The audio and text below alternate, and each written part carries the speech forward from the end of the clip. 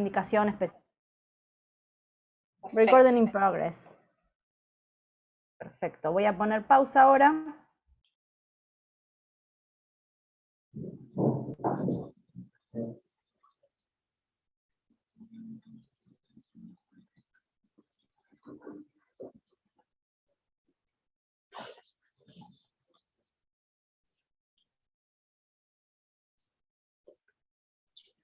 Hola, ¿cómo están? Vamos dando la bienvenida a este espacio de encuentro docente, si se quiere, del Museo de Arte Moderno, del área de educación. Les veo que se están conectando.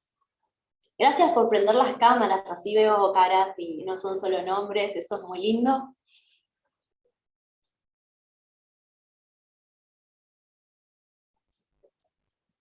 Bien, hermoso. Ahí ya veo mates, buenísimo, ya está el elemento de trabajo presente. Bueno, seguramente se vayan sumando más tarde más personas, pero la idea es comenzar lo más a tiempo que podamos, porque sé que tienen otros compromisos y el espacio está pensado para un cierto tiempo, así que está buenísimo respetarlo. Bueno, esto es un ciclo de capacitaciones, de encuentros para docentes que se llama La Palabra en Acción. En este caso particular vamos a estar trabajando con los cruces de diversos temas. En este caso nos convoca la geografía desde una perspectiva ESI. Para eso convocamos a Magdalena Moreno, que es profesora en geografía y especialista justamente en educación sexual integral. Y bueno, me presento también, yo soy de instituciones educativas, soy la coordinadora del área, y junto a mí, que dice Museo de Arte Moderno, pero en realidad es Solana Secotti, está mi compañera también, que vamos a estar del otro lado, preparando que toda la plataforma funcione, que podamos hablar con tranquilidad. Les comento que está pensado como un espacio en el que, si quieren, pueden abrir el micrófono, siempre con mucho respeto, para que podamos escuchar también a Magdalena y aprovechar al máximo todo lo que nos va a compartir. Yo no sé si conocen el Museo de Arte Moderno, es un museo que está abierto, que pueden acercarse, que tiene sus días gratuitos si se quieren acercar y se complica en tema de acceso económico, o que si quieren participar de algunas de las visitas o encuentros de taller. También es un espacio que tiene muchísimas acciones para hacer de manera gratuita. En fin, es un museo que se encuentra en la calle San Juan, y que no sé si lo conocen, a mí me gustaría saber si lo conocen, si alguna vez fueron. La idea es que se vayan con ganas de este encuentro, de ir a visitarlo, ya sea en su versión física o que tengan ganas de ir a la web a ver qué es lo que hacemos. A ver, Gerardo dice, sí, está buenísimo. Bueno, genial. Nos da el like, Gerardo. Que haya algunos docentes que no sean de Cava también, puede ser que estén de otros lugares del país. Si se quieren presentar por el chat nos pueden ir contando.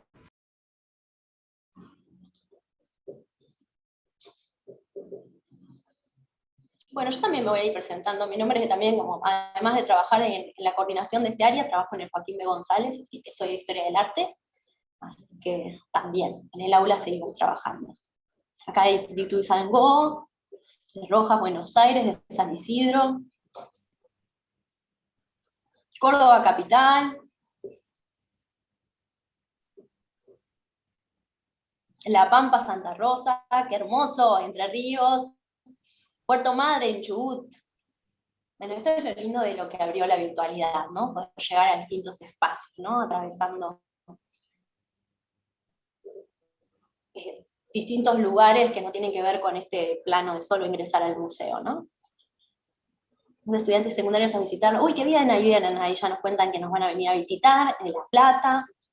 Bueno, y acá la idea principal es pasarle la palabra a Magdalena, que ya le pregunté, tiene su agua y todos los requerimientos necesarios para que nos comente más. Bueno, hermoso público tenés, Magdalena, de distintos lugares del mapa. Sí, buenas tardes a todos, a todas, sí, algunas caras conocidas ya, así que espero no aburrirles a quienes ya me han escuchado hablar un poco de geografía y ESI, pero justamente la idea de hoy es que tengamos una primera parte en donde hagamos más bien un repaso de qué plantea la Ley de Educación Sexual Integral, y desde qué mirada de la enseñanza de la geografía podemos complementar, o implementar, mejor dicho, la ESI. Y luego, bueno, poder pensar si fuera hoy esa visita, que por aquí decían que iban a hacer, Eleonora, ¿no? Decía que iban a hacer, bueno, a partir de una muestra específica que se está haciendo en el Museo de Arte Moderno, poder pensar, bueno, cómo la abordaríamos desde la geografía, siempre pensando en garantizar el derecho a recibir educación sexual integral. Esa segunda parte, más bien de una visita, si se quiere, al museo, la vamos a hacer más dialogada, pero de todos modos, como les decía Gabriela, la idea es que ustedes, si tienen dudas, comentarios, preguntas, acotaciones, puedan hacerlos mientras yo voy hablando, interrumpen, no hay ningún problema, al contrario, es bienvenido. Así es más dialogado y no es tan expositivo y aburrido. Voy a compartir pantalla, ustedes me dirán si se ve bien. Ahí me dirán ustedes. Se ve perfecto. Genial.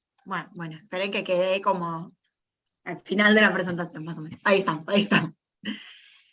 Bueno, como les decía, la propuesta de hoy es comenzar recuperando, aquí son docentes, seguramente ya la conocen, una ley que ya tiene más de 15 años desde que se sancionó, que es la ley número 26.150 del año 2006, más bien conocida como la Ley de Educación Sexual Integral. Esta ley lo que viene a proponer es un nuevo paradigma vinculado a la educación sexual, por eso puse en otro color esta palabra de integral, porque justamente lo que viene a hacer es a romper con una vieja mirada, o una mirada más tradicional de la educación sexual, que tenía que ver con una cuestión biologicista y con una cuestión moral, desde una moral patriarcal, y viene a plantear la ley en sí que la sexualidad debemos comprenderla en su integralidad. Esto es, haciendo hincapié en los aspectos biológicos, pero también en los aspectos psicológicos, sociales, afectivos y éticos de la sexualidad. Y también lo que va a plantear esta ley es que recibir educación sexual desde este paradigma de la integralidad es un derecho que tienen todos los educandos. Lo digo en masculino porque así está planteado en la ley. Pero habla, por supuesto, de educandas, educandos. ¿Y qué tiene de novedoso, además del paradigma? Bueno, que va a poner sobre la mesa, si se quiere, que siempre se educó acerca de la sexualidad en las instituciones educativas, vamos a centrarlo en esa institución, pero que muchas veces se hacía bajo lo que se conoce como el currículum oculto.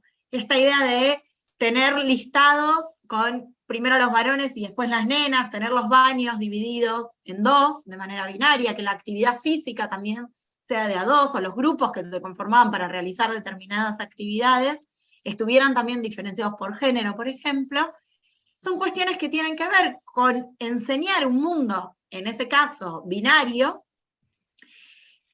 pero hacerlo de una manera implícita, es decir, no se ponía en los libros de temas, o en el currículum, en los programas, que ese era un contenido a enseñar, sino que más bien correspondía a estas prácticas habituales en las instituciones educativas que se realizaban, pero que quedaban implícitas.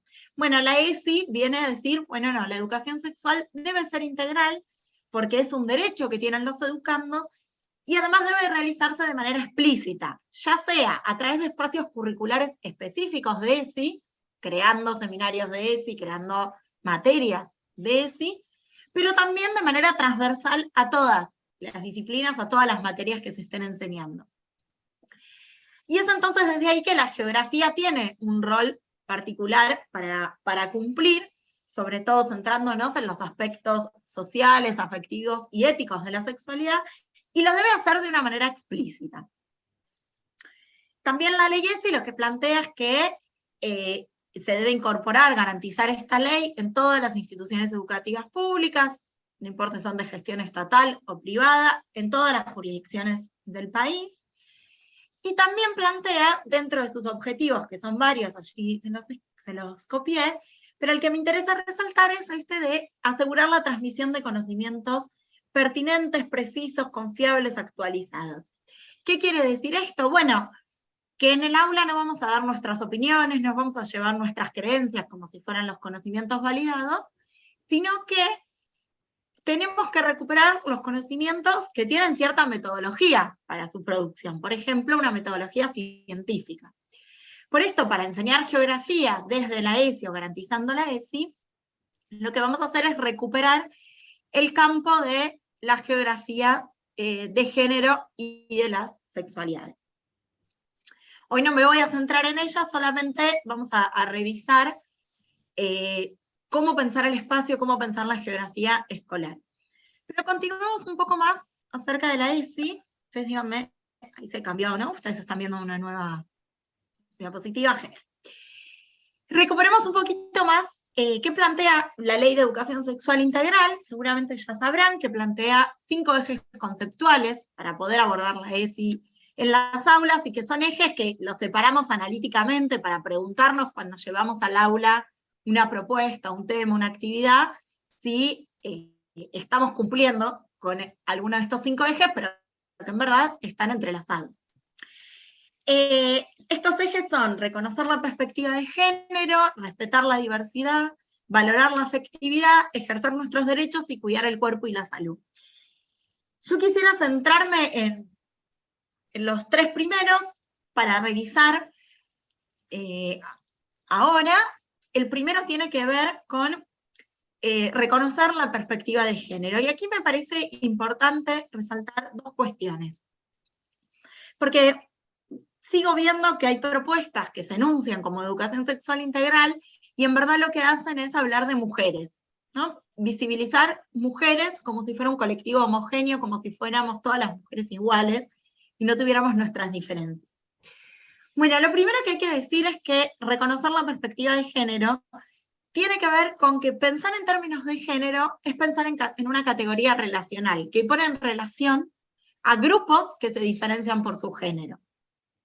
Es decir, hablar de ESI y hablar de género no es hablar de mujeres únicamente, sino que es hablar de cómo determinado grupo, que puede ser el de unas mujeres, se relaciona socialmente, geográficamente, espacialmente, con otros grupos sociales que tienen otras identidades u orientaciones de género.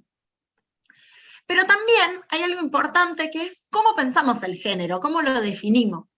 Y a mí me parece que retomando esta idea de, de poder llevar al aula, la ley ESI dice transmitir, y a mí me parece una palabra bastante fea, entonces siempre digo llevar al aula, poner en juego, conocimientos confiables y actualizados. Me parece que dentro de las teorías vinculadas a la cuestión de género, más actualizadas, son las que trae Judith Butler, que es quien está allí en la imagen superior, y que ella va a hablar de la performatividad del género. Esto quiere decir que no hay algo biológico, no hay algo dado, no hay algo natural que constituye nuestro género, y que simplemente lo habitamos y transcurrimos a lo largo de nuestra vida, sino que el género es una construcción, no tiene una base biológica, no tiene una base natural, sino que en nuestra sociedad específica, pero que si la comparamos con otras nos vamos a dar cuenta que no todas construyen al género de la misma manera, en nuestra sociedad específica construimos al género de manera binaria y de manera heteronormada. ¿Qué quiere decir esto? Bueno, establecemos como sociedad que vamos a leer a los cuerpos cuando nacen, y de acuerdo a la genitalidad que veamos y que asignemos, les vamos a otorgar una determinada identidad. Pero eso es una construcción social que hacemos. No es que nadie nace naturalmente mujer o naturalmente varón, sino que construimos que a partir de una determinada genitalidad vamos a asignar identidades de género. Eso por un lado. Pero por otro lado, pensar en el género como una performance, como una puesta en escena, tiene que ver con pensar que es una práctica social que realizamos cotidianamente y que en esa reiteración continuada y constante se va construyendo. Esto es, por ejemplo, yo tengo un determinado modelo del género femenino Y permanentemente, más allá de la genitalidad que yo pueda tener, lo construyo día a día, me hago una performance de eso. ¿De qué modo? Bueno, no sé, teniendo el pelo largo, usando aritos, pintándome las uñas, moviéndome de una determinada manera, cruzando las piernas cuando me siento, no sé, por poner algunos ejemplos de ese estereotipo de lo femenino que tenemos. Bueno, pero eso no es algo natural. Yo no hago naturalmente, nací con las uñas pintadas, por decir algo. Sino que son performances, son puestas en escena que yo decido hacer y que hago cotidianamente, y que lo hacemos, lo pongo en mí, pero por supuesto que lo hacemos absolutamente todas las personas. Por supuesto que cuanto más cumplamos con esos estereotipos y mandatos de género, es decir, cuanto más nos centremos en lo que vamos a llamar la cis heteronorma, ahora voy a explicar esta parte de cis, bueno, mayores recompensas vamos a tener. Dicho de otro modo, quienes no cumplan con la cis heteronorma van a ser castigados socialmente. Y este castigo tiene que ver con una violencia física que se puede ejercer, pero también con violencias simbólicas, con violencias económicas, con la negación al acceso a determinados lugares, ¿sí? Podemos pensar quiénes son los que llegan a determinados lugares de poder, por ejemplo, a quienes se los violenta más por motivos de género. Bueno, esto va a ser a quienes no cumplan perdón, ¿alguien quería decir algo? No, se abrió un micrófono, ahí ya, perdón, Silvina, te silencié, ahí va. No, Pero bueno, creo que cualquier cosa me dicen. Perdón, Magdalena, continúa. Perfecto. Entonces, se va a establecer un sistema de recompensas y de castigos para quienes cumplan con la cis heteronorma y la hagan cumplir, y quienes no la cumplan, ¿no? Podemos pensar en múltiples violencias, esta idea de, bueno, no es una idea, este dato de que la población trans tiene una expectativa de vida que no supera los 40 años, es un claro ejemplo de cómo quienes rompen con la cis heteronorma son castigados socialmente. Y conjunto a esta idea de pensar el género como una relación, pero también como una relación social, pero también como una puesta en escena que hacemos permanentemente y que la hacemos absolutamente todas las personas, también me parece interesante que pensemos en una idea que trae Julia Serano, que es la mujer que ven ustedes en la imagen inferior, que habla del privilegio cisexual. Y eso lo que va a plantear es que las personas cis tienen un privilegio en esta sociedad. ¿Quiénes son las personas cis? O cisgénero, van a encontrarlo de los dos modos. Son aquellas personas que se autoperciben con la misma identidad de género que le asignaron al nacer. Cuando yo nací, justamente por este sistema de género organizado de modo binario, me asignaron el sistema médico, me pusieron la etiqueta mujer, me asignaron una identidad de género mujer. Si a mí me preguntan, yo me autopercibo mujer. Entonces yo soy una mujer cis. Si yo me autopercibiera varón y cuando nací me dijeron que era una mujer, me asignaron una identidad de género mujer, sería un varón trans. ¿Sí? Entonces esta idea de pensar que las personas cis o cisgénero tenemos un privilegio se basa en varios movimientos que se hacen, pero sobre todo en dos. Uno es el de la generización y otro es acerca del sobreentendido cisexual. ¿Qué es la generización? Es el proceso que hacemos absolutamente todas las personas, incluso cuando no queremos hacerlo, no podemos dejar de hacerlo, hay que hacer como un trabajo muy consciente para esto, de asignarle un género a las personas que tenemos enfrente. Seguramente, si ustedes se ven ahora en las camaritas, están asignándole un género a las personas que ven. Y sin embargo, lo único que saben de estas personas es como mucho el nombre y lo que ven. Y no se preguntaron, bueno, a ver qué identidad de género tiene tal persona, ¿no? No es algo que lo preguntemos, es algo que lo suponemos, que lo asumimos. Bueno, en ese proceso de generizar a las personas, de acuerdo a, sobre todo si cumplen o no con estos estereotipos de género, va a aparecer en este proceso de generización la suposición de que todas las personas son personas cis o personas cisgénero. ¿Qué quiere decir esto? Bueno, de algún modo, así como durante una buena parte del tiempo, o incluso en la actualidad, se supone que todas las personas son heterosexuales y hay que hacer la aclaración cuando las personas no son heterosexuales, que tal vez a esta altura del partido nos suena medio extraño, ¿no? Dicho así. Bueno, la idea del sobreentendido cisexual es parecida. Es suponer que todas las personas son personas cis. Que ninguna de las personas que estamos acá somos personas trans, por ejemplo. Y esto conlleva múltiples violencias. Pensémoslo en el aula, ¿no? Si yo supongo que todos los y las estudiantes o les estudiantes que tengo en el aula son personas cis, aquellas voy a dialogar de modos y me voy a expresar de un montón de maneras en donde aquellas personas que no sean personas cis, que sean personas trans o no binarias, van a sentirse excluidos, más que sentirse, van a estar siendo excluidos por ejemplo, de ese aula, ¿no? Y esa es otra de las violencias que podemos identificar. Entonces, cuando la ESI plantea reconocer la perspectiva de género, es importante centrarnos en esta idea de pensar el género como una relación social, no como que es hablar solamente de unas determinadas mujeres, es darnos cuenta que todas las personas actuamos un género de una determinada manera, de acuerdo a cómo lo aprendimos, o de cómo no queremos repetir ese aprendizaje, y también poder reflexionar sobre esta idea de no suponer que todas las personas son heterosexuales, no suponer que todas las personas son cis.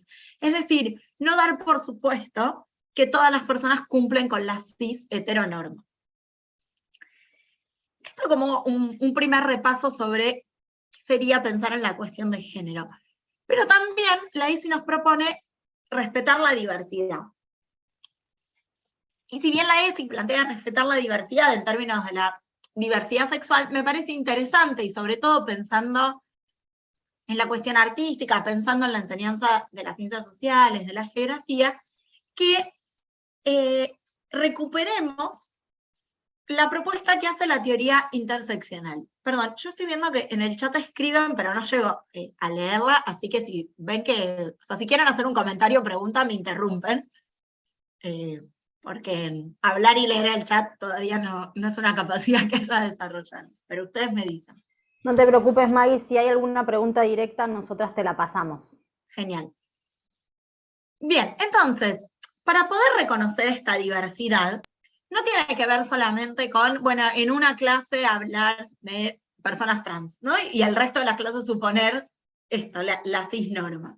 O, bueno, en una clase vamos a hablar sobre las personas no binarias, sobre la bisexualidad o la homosexualidad, sino que tiene que ver con poder reconocer, recuperando lo que plantea la teoría interseccional, las múltiples experiencias que vivimos cotidianamente, no en términos tanto individuales, sino colectivos, de acuerdo a los privilegios o a las opresiones o precariedades en las que vivimos.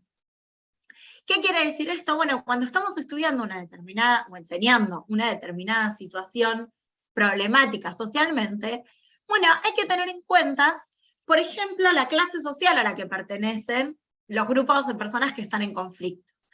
Como así también podemos tener en cuenta la identidad de género que tienen esas personas que están ante un determinado conflicto, por ejemplo, una problemática ambiental. Pero también podríamos pensar qué edades tienen, qué orientaciones sexuales tienen, qué habilidades físicas tienen, qué nacionalidades tienen, si presentan una condición migrante o no, qué nivel educativo han alcanzado o no. Bueno, depende de la situación que estemos analizando, van a ponerse en juego ciertos privilegios o ciertas opresiones. Pero entonces la idea de pensar en términos de diversidad, a mí me gusta ampliarla y no solo pensarla en términos de sexualidad, sino mostrar que justamente esa diversidad se da en múltiples sentidos.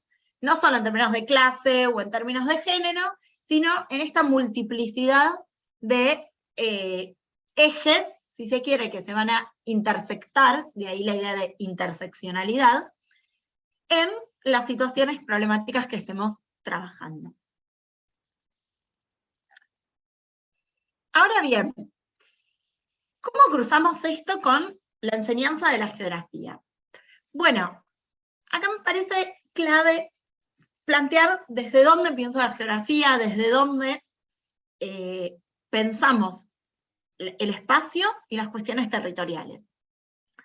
Aquí, quienes son de geografía, esto ya lo deben saber, pero vamos a hacer un repaso para quienes no lo son, y también porque nunca está de más revisar desde dónde nos paramos a la hora de enseñar. En geografía seguramente no lo vamos a hacer porque no tenemos mucho tiempo y no me quiero centrar en esto, pero si yo les preguntase a ustedes qué estudiaron en el secundario en geografía, estoy segura que una buena parte de ustedes, seguramente no todos, pero me hablarían de que aprendieron los climas, que aprendieron las regiones, que aprendieron los biomas, los ríos, ¿no? Los relieves, las placas tectónicas. Bueno, estos temas en verdad constituyen lo que llamamos geografía escolar tradicional. ¿Qué quiere decir esto? Bueno, una geografía escolar que respondía al propósito de conocer ese territorio nacional cuando se conformaron los estados-nación. Así como la historia cumplía el rol de conocer la historia de ese estado-nación que se estaba conformando, la geografía lo que tenía que hacer era enseñar las condiciones físico-naturales de nuestro país. Eso después se tradujo, ¿no?, en conocer según continentes, ¿no? Según el año en el que estamos en el secundario se aprendió un continente u otro, etc. ¿Qué ocurría? Este aprendizaje era un aprendizaje de memoria, ¿no? Uno estudiaba todas las mañanas, tengo pruebas de geografía, estudiabas todos los ríos de Europa de memoria, ibas, rendías y volvías, y ya está, y con suerte te acordás uno o dos nombres, ¿no? ¿Sí? No te ponían un dos. Bueno, esta idea estaba basada en una ciencia positivista, en una ciencia que se creía neutral, como si el conocimiento que estuviera produciendo no estuviera hecho desde un determinado lugar, y además plantea una geografía en donde el espacio simplemente es una superficie que contiene fenómenos. ¿Qué quiere decir esto? Es una especie de escenario en donde lo único que hacemos es decir, bueno, acá está tal río, acá está tal montaña, acá se desarrolla tal clima. Punto. El espacio no juega un rol más que el de contener estos fenómenos, o estas condiciones físico-naturales. Sin embargo, luego de la dictadura cívico-militar de nuestro país, y sobre todo en la década de los 90, aunque suponiendo que algunos de ustedes todavía recibieron esta educación, y basado en mi propia experiencia también, si quieren en los 2000, se fue dando renovaciones curriculares de geografía, y empezamos a hablar de una geografía escolar renovada, en donde, si bien se siguen estudiando estos marcos, estas condiciones físico-naturales, ese no es el conocimiento central. Eso son algunas de las herramientas que necesitamos tener para estudiar los conflictos sociales y territoriales. Y en este sentido, la geografía escolar renovada lo que va a plantear es que lo primero que tenemos que hacer es estudiar, si vamos a estudiar a la sociedad, es, bueno, saber que estas sociedades conforman grupos sociales, que los vamos a llamar actores sociales, y que van a estar en conflicto. ¿Por qué van a estar en conflicto? Bueno, porque algunas van a tener situaciones de privilegio y otras situaciones de precariedades o de opresiones, pensando en lo que decíamos recién de la teoría interseccional. Y que esas relaciones que se van a dar espacialmente son relaciones de poder y son, por ende, relaciones de género. ¿Gabriel? Magda, te comento que justo en el chat están hablando, están compartiendo de, bueno, supongo que profe de geografía, Gerardo, está hablando, diseñando acá, te leo, la semana pasada trabajamos con el circuito productivo de la yerba mate, haciendo énfasis en la visibilización del trabajo de las tareferas en dicho circuito. Y también, bueno, Patricia le está contestando que también están trabajando con los parquetes de yerba mate como el objetivo de hablar de un nombre, un lema, de la imagen de sí mismo, a raíz de lo que estás trabajando también. Bueno, como intercambios que están hablando de las prácticas en el aula. Buenísimo, porque justamente esta idea de, bueno, un tema, un contenido que la geografía venía enseñando, como puede ser circuitos productivos, que era más bien localizar, ¿no?, actividades económicas. Bueno, desde esta geografía escolar renovada adquiere otra dimensión, son otros dentro como de este gran tema lo que vamos a enseñar. Y de este modo el aprendizaje se vuelve significativo, no es un aprendizaje de memoria que me lo acuerdo para el examen y nunca más, sino que adquiere un significado que busca formar ciudadanos críticos y que además justamente el espacio es producto y productor. Y es desde esta mirada de la geografía escolar que podemos implementar la ESI. ¿Qué quiero decir con esto? ¿Cómo hacemos para enseñar sobre los conflictos vinculados a las relaciones de género o a estas intersecciones de las que hablaba, si no estudiamos a la sociedad? Si lo que tengo que aprender son ríos. Bueno, si me tengo que aprender ríos de memoria, no hay sociedad ahí. Entonces, en estos ejemplos que estaban trayendo, creo que Patricia y Gerardo, justamente al aparecer la sociedad y al complejizar cómo se conforma esa sociedad y cómo se vincula y crea el espacio, es que podemos empezar a pensarlo en términos de género. En este sentido, perdón, estaba leyendo ahí justo, no pude evitarlo, el chat que hablaba también de, bueno, de generar empatía, justamente esta idea de que nos interesa a quienes tenemos enfrente, a quienes le estamos enseñando. No es que enseñe un mismo contenido todos los años igual porque no importa quién está enfrente. En esta idea que propone la ESI de valorar la afectividad. Pero para poder enseñar esta geografía renovada es importante tener una mirada sobre el espacio geográfico más actualizada, si se quiere. Y para eso me parece importante traer a Doreen Massey, que es esta geógrafa feminista que ven allí, que rápidamente propone, voy a contarlo yo, propone que el espacio geográfico, ¿no? Pensarlo como un producto de interrelaciones sociales. Esto es, de relaciones que se constituyen en un determinado lugar y que pueden ser desde la escala más global hasta la escala más íntima, más pequeña. Y que justamente producto de estas interrelaciones es que puede existir la multiplicidad de experiencias. Frente a ciertos discursos que plantean un único camino histórico posible para seguir, y que hablamos entonces de sociedades desarrolladas y en vías de desarrollo, como que hay un único camino de desarrollo para seguir, bueno, Doreen Massey lo que va a decir es no.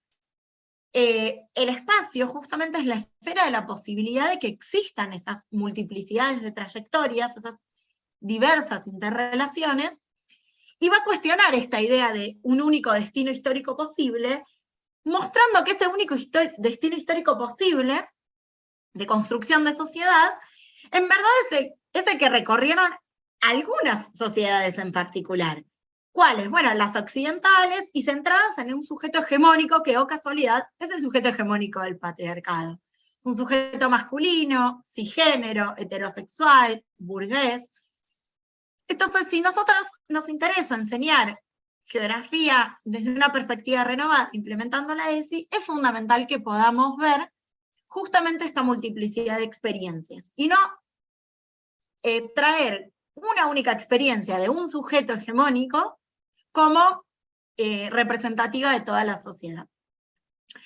Y además, si pensamos que el espacio es producto de las interrelaciones sociales y que hay multiplicidad de trayectorias, entonces, y que no hay un único camino trazado, que no hay nada determinado de manera esencial, entonces podemos pensar que el espacio lo estamos haciendo permanentemente, que no está acabado, que no está cerrado, sino que hay lugar para el impredecible. Y ahí es donde, como sociedades, o como ciertos grupos sociales, tenemos agencia, tenemos la capacidad de accionar sobre ese espacio y de poder decidirlo.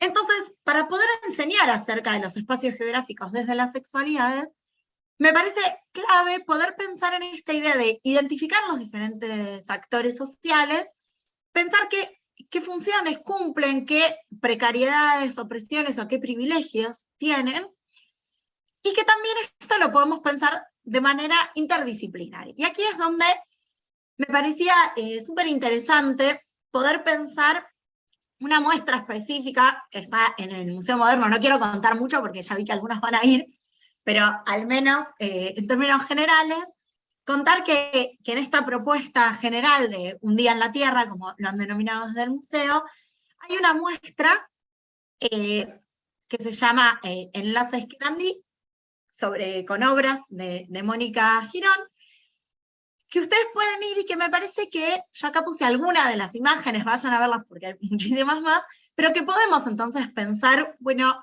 ¿qué de estas obras nos permiten hablar de geografía, hablar de la ESI? para no hablar tanto yo, me gustaría que con todas estas ideas que yo vengo trayendo aquí, ver un poco qué surge mirando ustedes primero estas obras, que puedan ir escribiendo en el chat, ¿no? Si nos hemos ordenado, chicas. ¿Qué les sugiere pensar? Si ustedes fueran al museo ahora y vieran estas obras, bueno, ¿qué cruces aparecen? Pensando en una palabra que les parezca que se podría trabajar para luego poder hacer una apuesta en común y, bueno, contarles a mí que me surgió pensar sobre estas obras. Así que no sé si se están viendo bien, si no. Se ven las imágenes, bárbaro, Maggie. No sé si querés que pase el link de la nube de Dale. palabras o lo hacemos en una siguiente. No, hagámoslo ahora. La idea es que, pensando, por ejemplo, en estas imágenes que ustedes están viendo, que son en verdad fotografías de las obras que pueden ir a ver al museo, ¿qué palabras se les representa y que las puedan escribir no sé si ya lo compartiste en el chat? Sí, compartí un link donde les van a aparecer como una diapo que yo al final voy a compartir. La idea es que ustedes puedan poner, creo que son 3 palabras cada uno, a partir de estas obras, y después vamos a ver el resultado general. ¿Qué palabras se vieron más? ¿Qué palabras menos?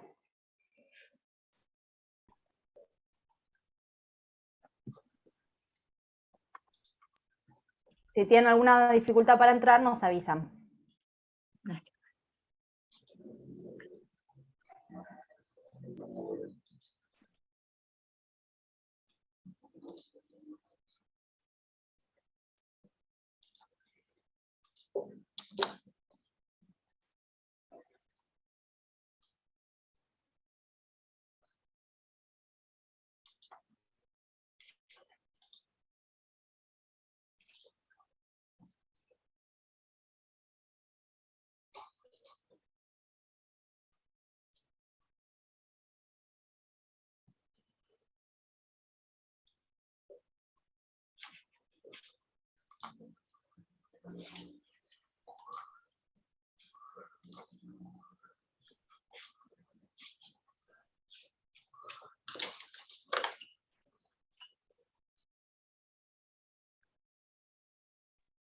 Cuando tengamos la primera nube, si quieren me dicen, así trabajamos sobre esa primera, así no se nos va mucho el tiempo, y llegamos a ver otras.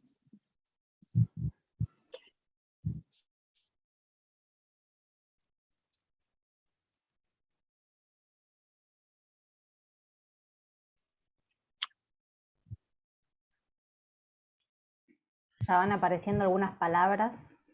Bien. Cuando todos se hayan más o menos terminado, nos pueden avisar. Qué intriga.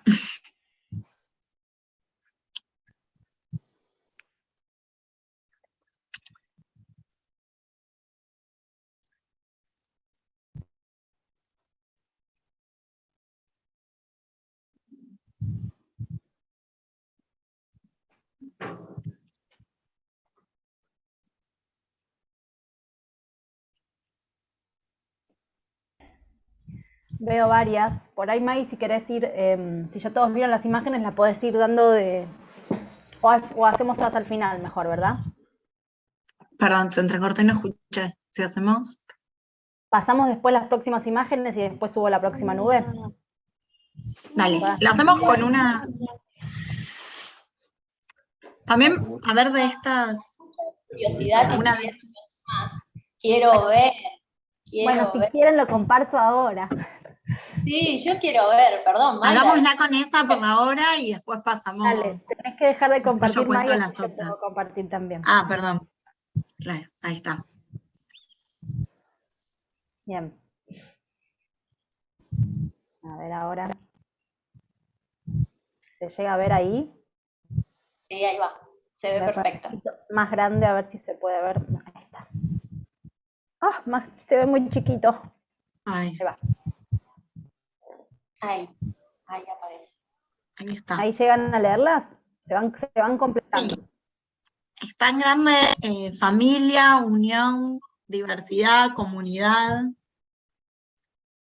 y después más pequeña, grupo social, acercamiento, dividido, negro, desigualdad, espacios opuestos, diferencias, afectividad, territorio, población, interrelaciones, fraternidad, hermandad, migración, conexiones, cercanía, tareas de cuidado.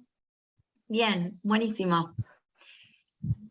Bueno, si les parece, tomamos esta y volvemos como a las japos, así para que no se haga súper largo. Pero, a ver, ahora vuelvo a compartir yo. Me interesaba ver un poco qué surgía. Yo ahora voy a ir mostrando otras imágenes también de la muestra, para ver un poco, bueno, si estuviéramos ahí, ¿no? Si vamos a ver la muestra, armamos una salida entre geo y arte, que es el nombre que adquiere esa materia en el secundario, según la provincia en la que están, ¿no? Porque todo va cambiando. Bueno, ¿qué hacemos? ¿Cómo lo pensamos? ¿Qué podríamos pensar? Entonces, bueno, nuevamente esta idea, ¿no? Podemos pensar al espacio como una superficie meramente, como un escenario en donde ocurren ciertos fenómenos físico-naturales, como las corrientes marinas, la tectónica de placas, o podemos pensar al espacio como si fuera que nos pudiéramos bucear en él, introducir en él y descubrir la profundidad. A mí estas obras, hice un poco de trampa porque solo les mostré la de la izquierda, pero la de la derecha también es una imagen de una de las obras que, de algún modo, si la vemos como el plano exterior, viene a ser un mapa, un planiferio podría ser, pero justamente tiene esta idea de profundidad, ¿no? Y me parecía que podíamos tomarlo como una metáfora de, bueno, ¿qué ocurre si pensamos la profundidad de los espacios? ¿Qué ocurre si pensamos, bueno, ¿qué está por dentro de este espacio que a simple vista podemos ver, por ejemplo, en una cartografía tradicional? Poder preguntarnos por las relaciones sociales que se construyen ahí, si todos los actores sociales van a tener los mismos intereses, la misma capacidad de actuar y de decidir sobre esos espacios, qué diferencias tienen esos grupos sociales, cómo van a vivir y construir el espacio. Y pensando en la imagen de la izquierda, hay un concepto que en geografía lo trabajamos mucho, que es el de rugosidades. Ay, perdón, se me fue. Que tiene que ver con esta idea de las huellas, las marcas que van quedando en los territorios, de acuerdo a las construcciones que vamos haciendo los distintos grupos sociales sobre ellas. Entonces, esta obra que tenemos a la izquierda, que muestra, no sé si se llega a ver, pero es como todo el continente sudamericano, con la Antártida, la parte blanca vendría a ser la Antártida, vayan a verlo, porque es como muy lindo de verlo más cerca, de ver todas esas rugosidades que tiene, y que en esta obra, entonces, esas rugosidades, podríamos jugar con ese concepto, de mostrar, bueno, ¿quiénes construyen esas rugosidades? ¿Quiénes pueden dejar huellas en los territorios y quiénes no? ¿Quiénes son visibilizados en estos territorios, en estas huellas que quedan, y quiénes no? Pensándolo en términos de género, ¿no? Bueno, ¿quiénes tienen más poder para decidir sobre qué construcciones se van a hacer, sobre las huellas que van a quedar, y quiénes tienen que luchar y organizarse durante décadas, para años y años, para poder construir esos territorios?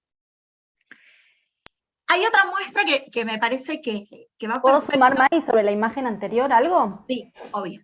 Les sumo desde el punto de vista por ahí más propio, que es el de las artes.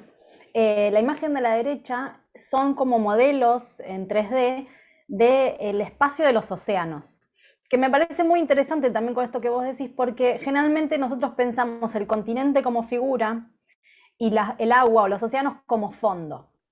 Y hoy en día le estamos dando un interés, una relevancia al tema del agua, que digamos, que mismo Mónica Girón en su obra también lo hace, que lo podemos empezar a dar vuelta, ¿no? Empezar a darle a ese que lo consideramos fondo, donde le daríamos menos importancia, darle un mayor protagonismo, y eso pasa también con los grupos sociales, ¿no? Justamente en esta obra lo que falta ahí, ayúdenme profe de geografía, yo no sé si es la isla de Cuba, lo que está ahí, o si es Japón, exactamente no puedo delimitar qué isla es la que está ahí faltando, Pero es una forma de pensar figura y fondo como también, ¿no?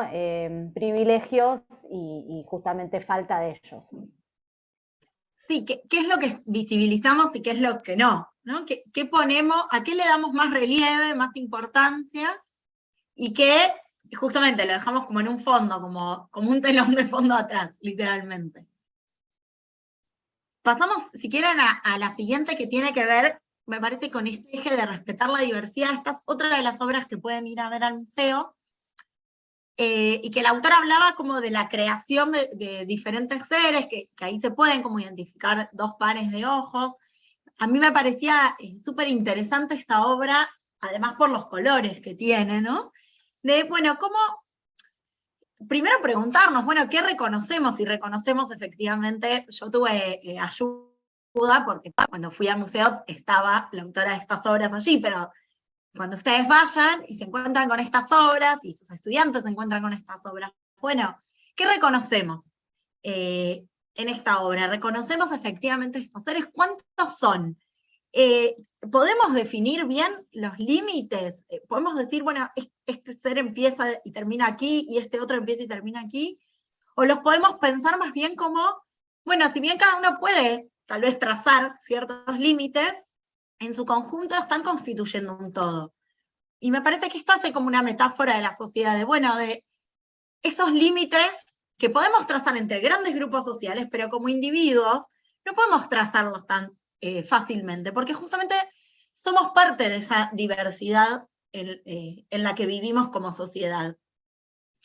Y a la vez me parece que incita a pensar un poco en esta idea de marcar esos límites o no poder marcarlos, o que no estén del todo claros, o que para algunos sean de algún modo esos límites y que para otros sean de otros, y justamente poder imaginar estos nuevos territorios. Bueno, tal vez alguien lo ve y dice, sí, para mí acá hay una figura y acá hay otra, y es muy claro, y al poner en juego con otras personas, con otros estudiantes, por ejemplo, con quienes veamos esta muestra, también se pone en juego las múltiples miradas, ¿no? En esta idea de que el espacio es la oportunidad de la multiplicidad, es lo que permite la multiplicidad.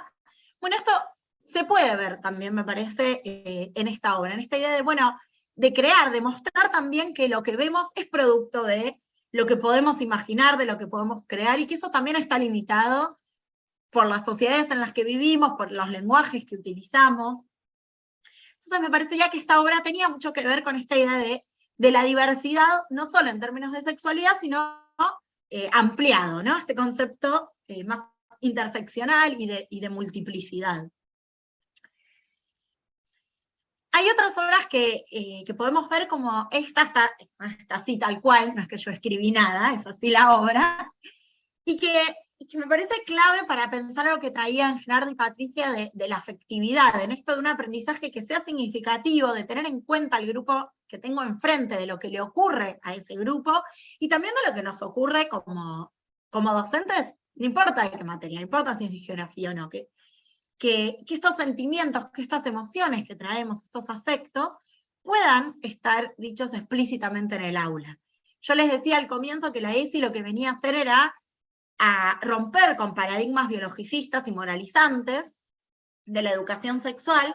Bueno, esos paradigmas más tradicionales de la educación sobre la sexualidad también mostraban una figura de uno o una docente a la que no le puede ocurrir nada, ¿no? Que no importa lo que le pasa cuando entra al aula, cuando entra a la escuela, estoica, limpia, con el guardapolvo blanco o no, como metáfora, pero no importa qué es lo que está ocurriendo.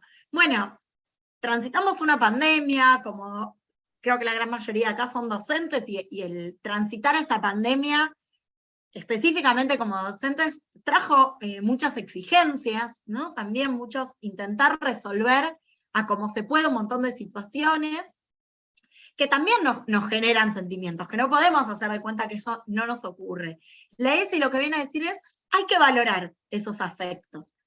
Entonces me parecía que esta obra, tal vez de un modo más explícito, pero también nos permite, bueno, pensar qué sentimientos, qué afectos nos genera recorrer el espacio geográfico, poder comparar también esas diferentes emociones que nos genera el recorrido, ¿no? Pensando como en estas flechas y en esos cuadros, ¿no? Que tienen sus movimientos.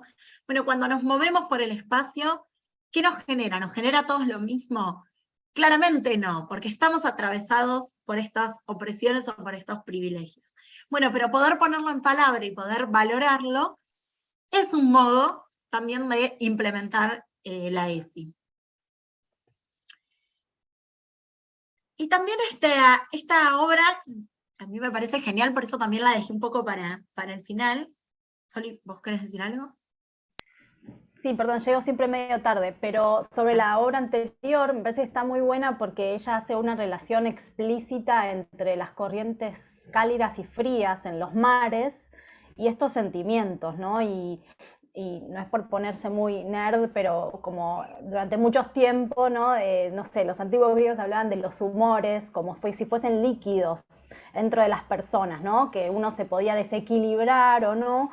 Que por ahí probablemente no sea muy cerca de la ESI esta visión del cuerpo, pero quiero decir, pensar también el cuerpo como algo vivo y en movimiento, y mismo por ahí tironeando un poquito, pero digo, ella, Mónica Girón, finalmente me parece que de alguna forma también le está asignando una especie de personalidad o de capacidad de percibir sentimientos como un humano a la tierra, ¿no? Entonces, esta idea de personificar un poco la idea de la geografía o darle un sentido que por ahí es más cercano a lo que pensaban los pueblos originarios, también es una forma de acercarse desde otro punto de vista, ¿no? A las relaciones del clima o de los territorios.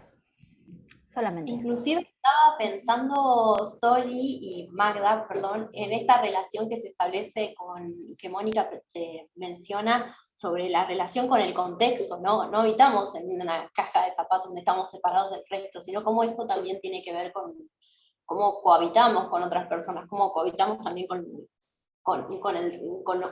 otros seres, ¿no? Inclusive no con personas. Entonces creo que hay también con un tema, bueno, que ya está abordando Magda con el tema del cuidado, ¿no? Y creo que con esto que venía hablando Magda también, el tema del COVID, también se rompieron esas fronteras de que estaban tan vinculadas con los países, ¿no? Como de repente hay un montón de elementos que pueden reconfigurarse, ¿no? Que me parece que están muy buenos. En fin, perdón, me sumé porque digo, trae muchas reflexiones siempre este mapa. Sí, ahí estoy leyendo en el chat que armaron, Silvina proponía como, bueno, poder representar también de algún modo esos sentimientos, ¿no? Estos afectos. Y que sí, que es clave como poder hablar de esto, porque si no pareciera ser que el aula es un lugar de conocimiento, volviendo como una idea de ciencia que produce sin afectos, que produce de manera neutral, que produce de manera positivista. Bueno, no, la idea de que en el aula estén en juego los conocimientos actualizados y precisos y científicos no es de esa ciencia que no puede reconocer desde dónde piensa, ¿no? También desde dónde produce, sino justamente, bueno, de las geografías de género, las geografías de la sexualidad, de las geografías feministas, si se quiere, que justamente le dan valor a los afectos, en este sentido amplio más bien de lo que nos afecta, ya sea porque nos da felicidad, entusiasmo, dolor, miedo, alegría, ¿sí?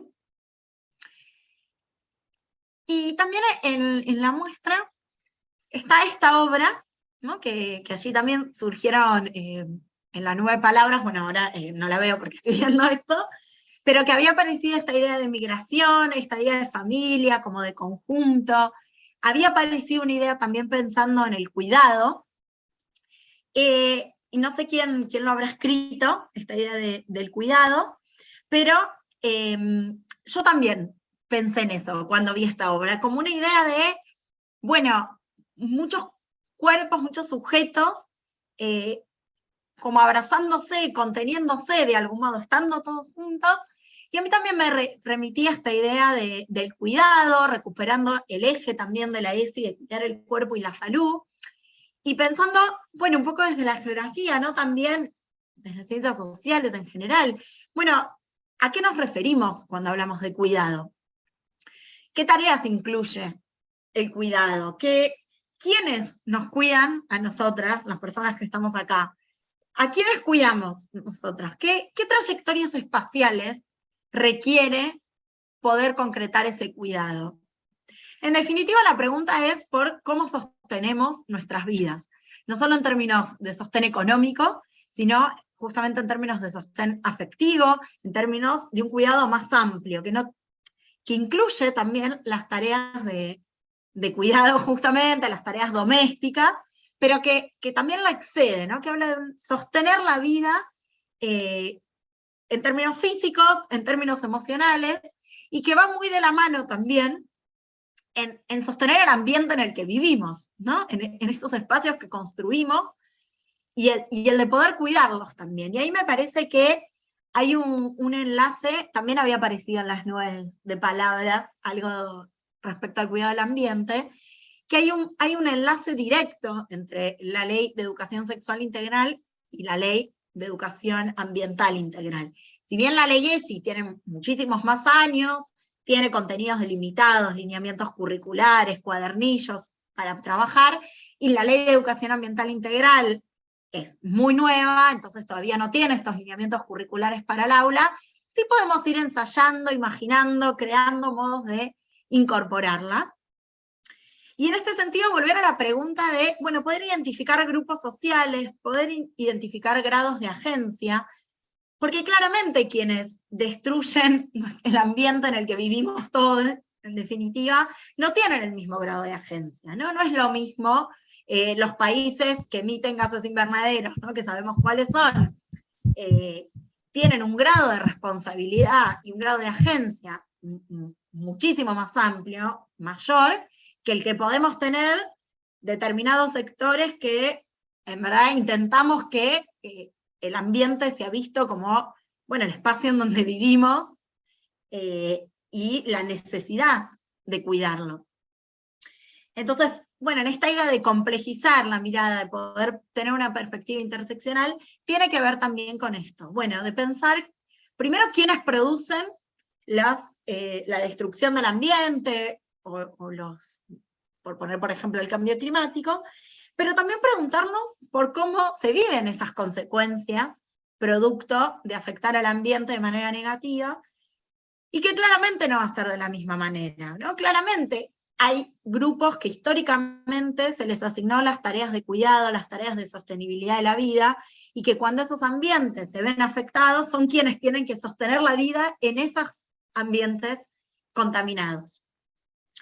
Entonces aquí pensar en que la Ley de Educación Ambiental Integral la podamos llevar al aula también, tiene que ver con implementar la ESI, porque tiene que ver con reconocer que hay un grupo determinado, que es el grupo de los sujetos feminizados, los que van a cumplir esas tareas de cuidado y quienes se van a hacer cargo de manera, con más tareas, si se quiere, frente a las consecuencias de estos cambios en el ambiente. ¿No? Entonces yo aquí traje, solo para recuperar lo que tenemos hasta ahora de la ley, me refiero a que no hay lineamientos curriculares explícitos, entonces no están, por ejemplo, en los nuevos diseños curriculares de Provincia de Buenos Aires que se están armando en general, pero sí me parecía que entraba en una relación directa con la ESI, con la geografía y, por ejemplo, con estas obras que también son parte de la muestra. Finalmente estoy mostrando casi todo, pero vayan a verla. ¿Qué nos propone la Ley de Educación Ambiental Integral? Bueno, justamente poder pensar de manera crítica y también resolutiva, en esta idea de crear, imaginar esos nuevos territorios, ese mundo en el que queremos vivir. Bueno, ¿cómo manejamos los problemas ambientales? ¿Cómo hacemos un uso sostenible de los bienes comunes, de los servicios ambientales? ¿No? Para no hablar de recursos con esta mirada economicista. Bueno, ¿cómo hacemos para efectivamente satisfacer las necesidades que tenemos las distintas sociedades, pero que eso sea sostenible en el tiempo? Y a la vez, respetar y valorar la biodiversidad, que está en estrecha relación con nuestra calidad de vida. Y nuestra calidad de vida tiene que ver también con qué cuidados y qué tareas necesitamos para poder sostener esa calidad de vida y con quiénes realizan mayormente esas tareas. Y también tiene que ver con poder pensar las problemáticas ambientales como un proceso sociohistórico, ¿no? Poder identificar de qué modo se han relacionado los diferentes grupos sociales con el ambiente y cómo históricamente eso ha ido cambiando. Muchas veces cuando se habla de las problemáticas ambientales, se reduce a que, bueno, como todos vivimos en el mundo, en la Tierra, todos tenemos la misma responsabilidad. Bueno, eso claramente no es así, depende del grado de agencia y decisión de los grupos sociales y del proceso histórico. Eso no quiere decir que no todos tengamos la posibilidad de pensar nuevos modos de vincularnos y de crear los ambientes, ¿no? Pero establecer esas jerarquías también.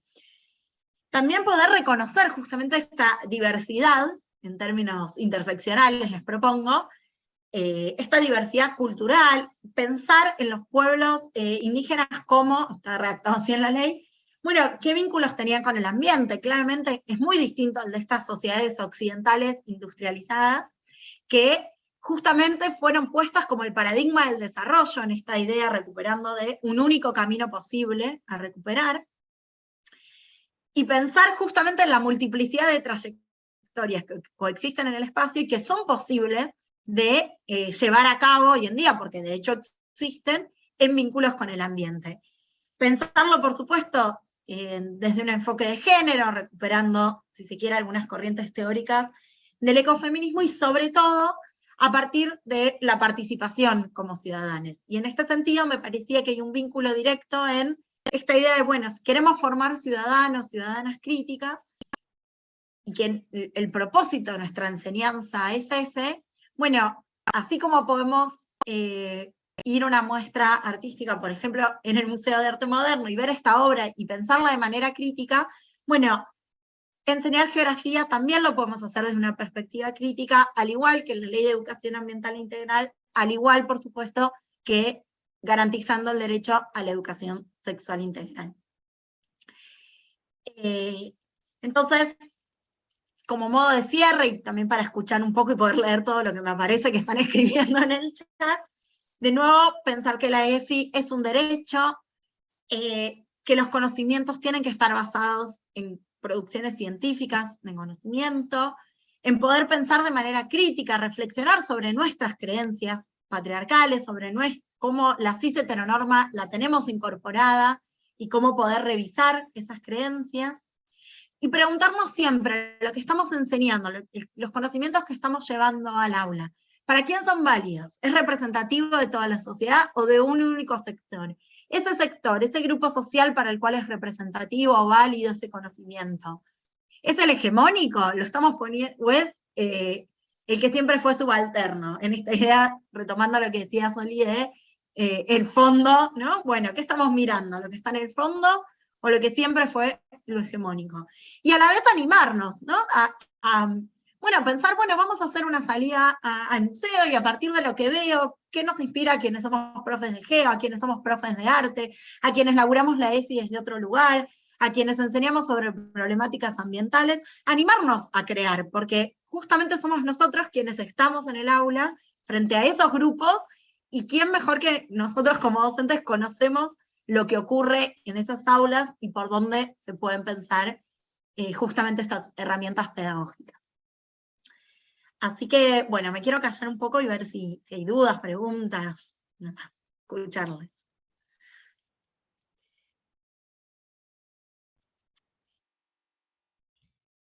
Gracias, May. Invitamos a todos que tengan alguna pregunta o quieran decir algo, que directamente se abran el micrófono. Yo voy a quedar como la charlatana, pero me encanta la parte como de pensar las obras para dar sentido, ¿no? Que tengan sentido en nuestras prácticas, que tengan sentido en la sociedad que estamos, porque si no, ¿para qué están, no? También es eso, ¿no? Para que se vuelvan paradores, objetos de reflexión, ¿no? Que creo que me parecía re interesante cuando con Soli vimos lo que nos planteaba Magdalena para que fuera un disparador, ¿no? De lo que está ocurriendo, que viene ocurriendo hace tiempo, ¿no? Con el tema de los recursos, y cómo eso se ve en nuestras prácticas, ¿no? Me parecía como increíble, y no podía dejar de pensar también geografía y en el urbanismo, ¿no? Cómo también esos espacios cobran sentido para las prácticas de cuidado, y cómo las prácticas de cuidado parece que quedan totalmente expelidas de lo, ¿no? Como, ¿acabo de inventar un verbo? No, que quedan como totalmente sacadas, dejadas de lado de lo que es la ciudad, ¿no? Como un espacio de la producción y no tanto de, ¿no? Incluso la palabra reproducción y producción, las cargas que tienen, no sé, creo que está buenísimo y me abre muchos ejes, ¿no? para trabajar. Perdón, me encantó, Magda, muchas gracias.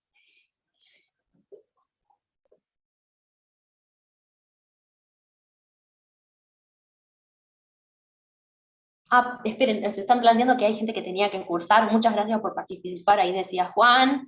Bueno, la idea de que el encuentro fuera cortito es porque sabemos que mucha gente tiene que después o cursar o trabajar, etcétera, y el espacio. Sabemos que los horarios docentes son un Tetris, hablando de cuidados, muy difícil a veces. Así que buenísimo para todas las personas que se pudieron sumar. No sé si quieren aprovechar que está Magda para hacerle alguna consulta.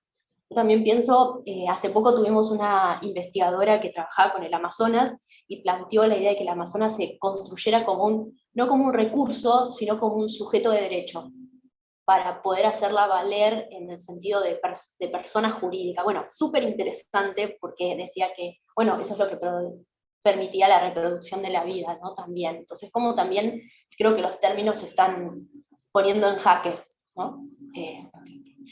Y acá Gerardo pregunta, ¿qué es el ecofeminismo? Se pregunta Magda.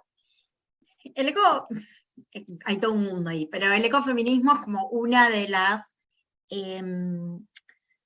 corrientes teóricas de pensamiento, pero también de práctica política militante, ¿no? Hay algo del feminismo que tiene estas dos caras que no pueden disociarse, de, bueno, pensar en términos de producción teórica, pero muy ligada a una militancia, una praxis política. El ecofeminismo está integrado por una gran corriente de, bueno, cómo pensar justamente lo ambiental desde el feminismo.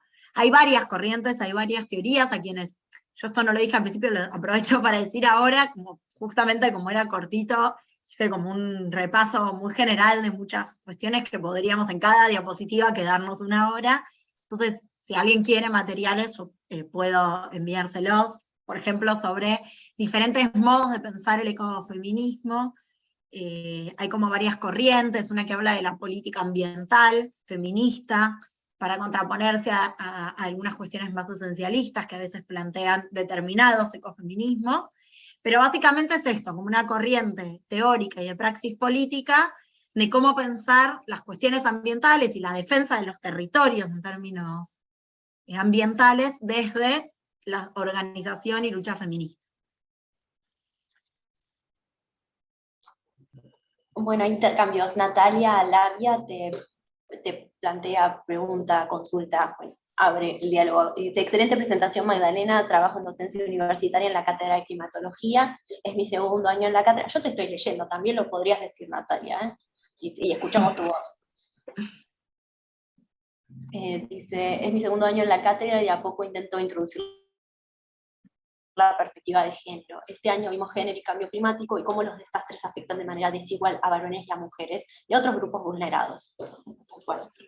Sí, es que a veces se habla, ¿no? Como, bueno, el cambio climático que nos afecta a todos, que lo producimos todo, y además desde una mirada muy catastrofista también, ¿no? Como de, bueno, no hay nada por hacer. Bueno, si no hay nada por hacer, entonces volvemos a esta idea de un único destino y no tenemos ningún grado de agencia. Bueno, no, el espacio se está haciendo, lo estamos construyendo, entonces podemos hacer algo, podemos organizarnos, quienes no tenemos tanto poder de decisión de manera individual, quienes no ocupamos cargos de poder, para modificar el curso que está teniendo en este momento las políticas ambientales o no ambientales, digamos.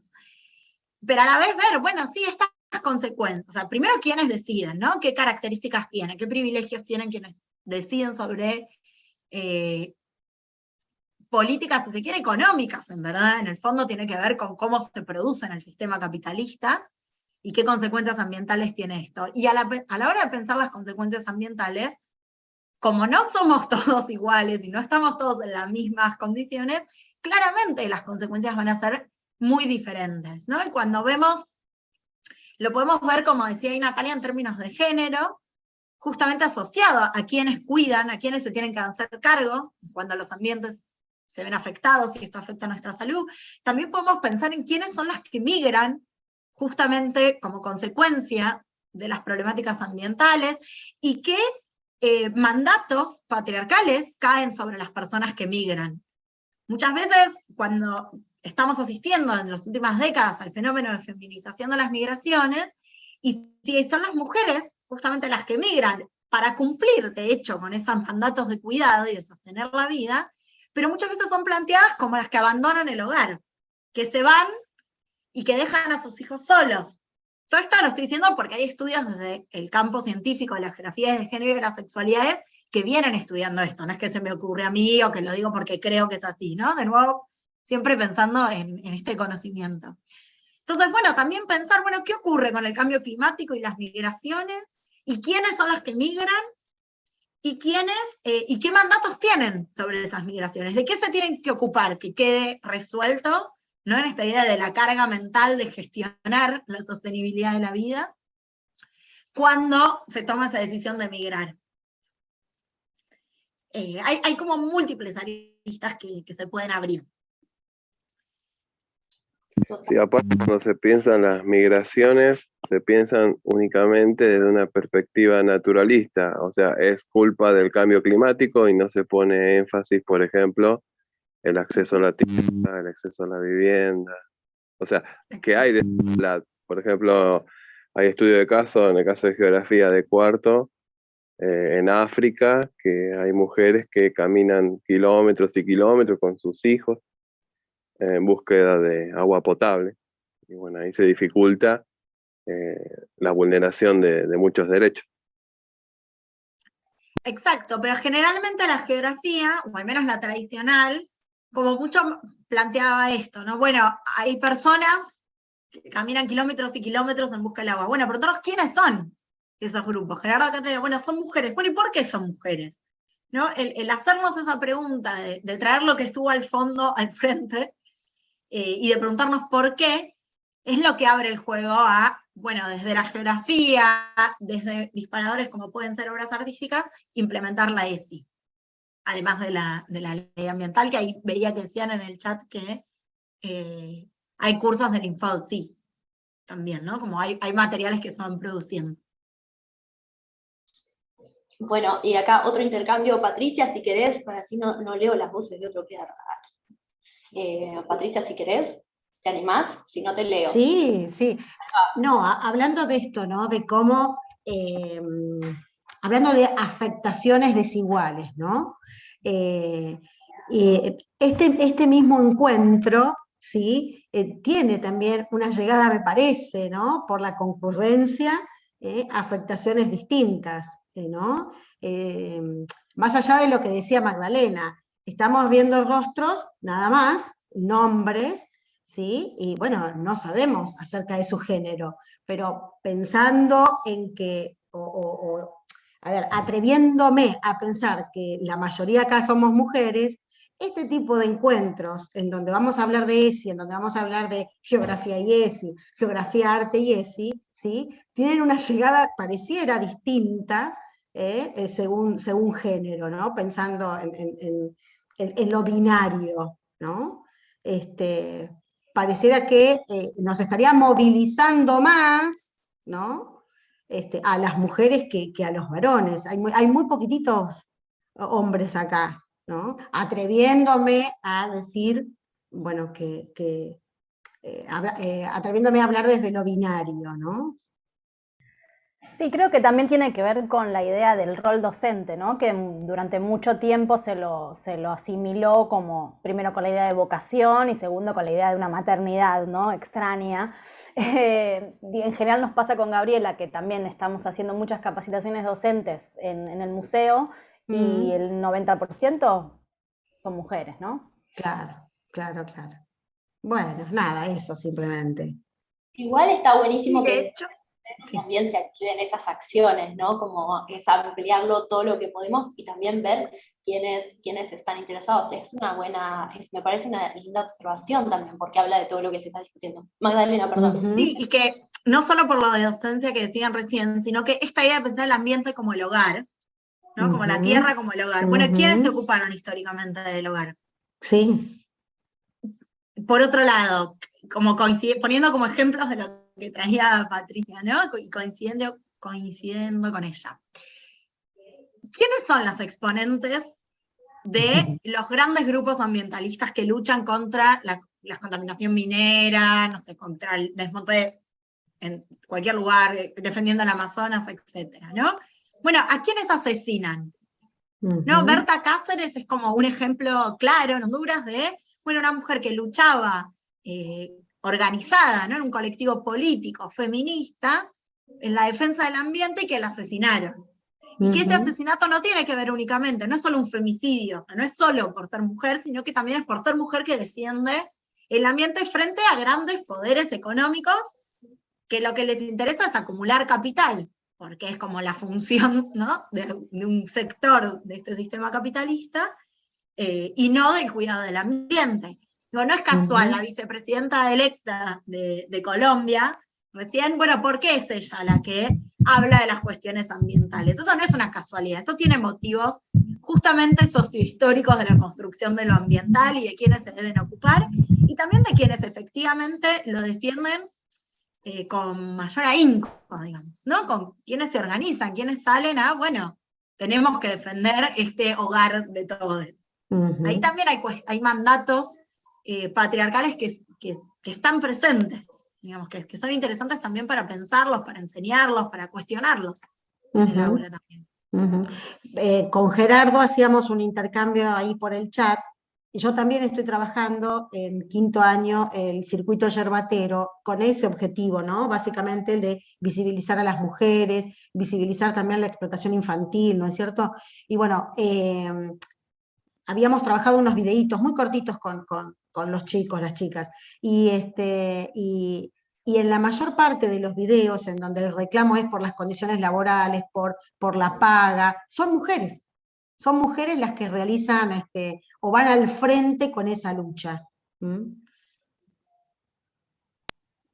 Sí, aparte da cuenta de, bueno, la yerba en este caso que compramos y consumimos, bueno, hay todo detrás dentro de ese proceso productivo, actores sociales que se benefician y actores sociales que se perjudican, ¿no? Que trabajan horas y horas, aparte de no solamente mujeres, porque es toda una familia.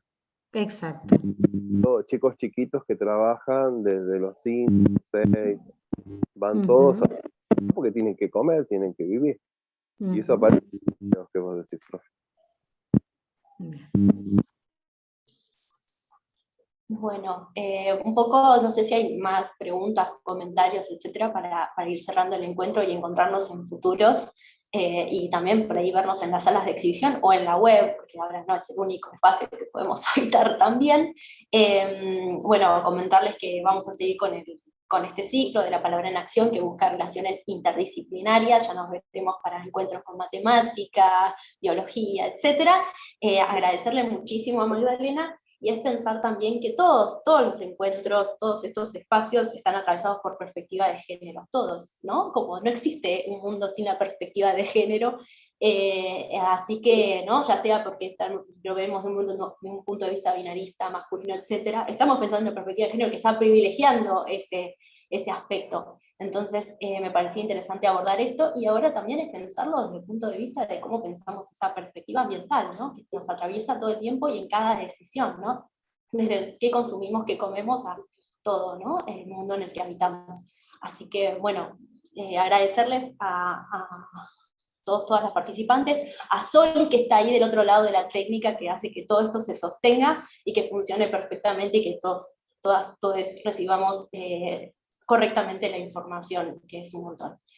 Así que cualquier consulta nos pueden escribir a educacion@museomoderno.org, donde podemos pasarles más información. Magda, si querés compartirles algo, también lo podemos reenviar por ahí. Y sí, como ya mencionó Soli, googleen a Magdalena Moreno, que hay muchísima más información, y que esto es solo una pequeña parte de